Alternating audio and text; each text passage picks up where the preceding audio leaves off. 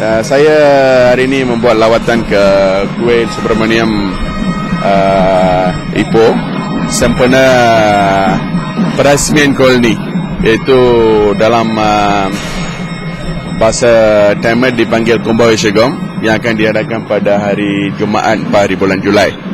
Jadi segala persiapan dan persediaan berjalan lancar.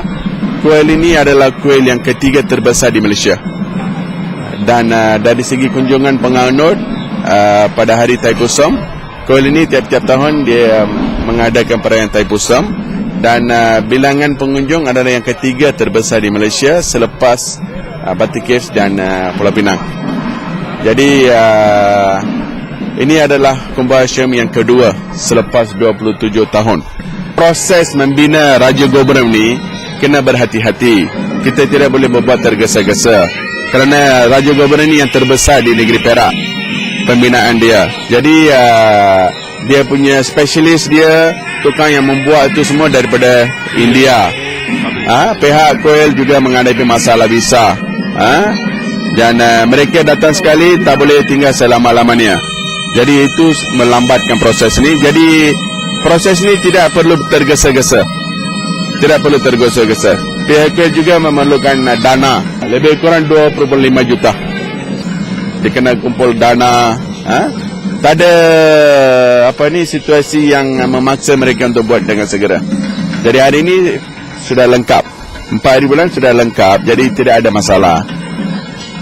Jadi saya ucapkan tahniah dan syabas kepada pentadbiran kuil yang berjaya melaksanakan projek ini dengan baiknya.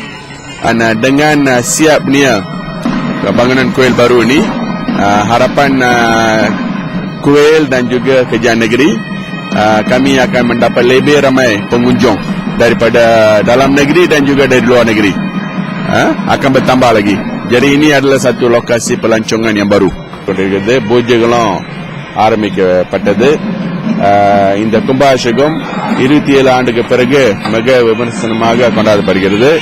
அதாவது அடுத்த மாதம் 4 ஜூலை 9 மணி காலையில் வெள்ளிக்கிழமை இந்த கும்பாபிஷேகம் நடைபெறுகிறது.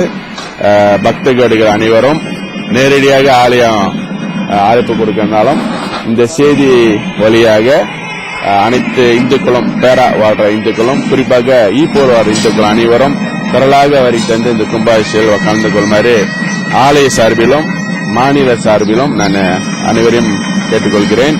எல்லோருக்கும் வணக்கம். Good afternoon. This Kumbhaabhishegam, which is a consecration ceremony, has been done now after 27 years. The first one took place in 1932, second one 1970, third one 1987. After 27 years, now this is the fourth one. And people in Ipoh and all over Malaysia, I believe, are really looking forward to this Kumbhaabhishegam because this has taken up 27 years and it has dragged on for the last 7 years.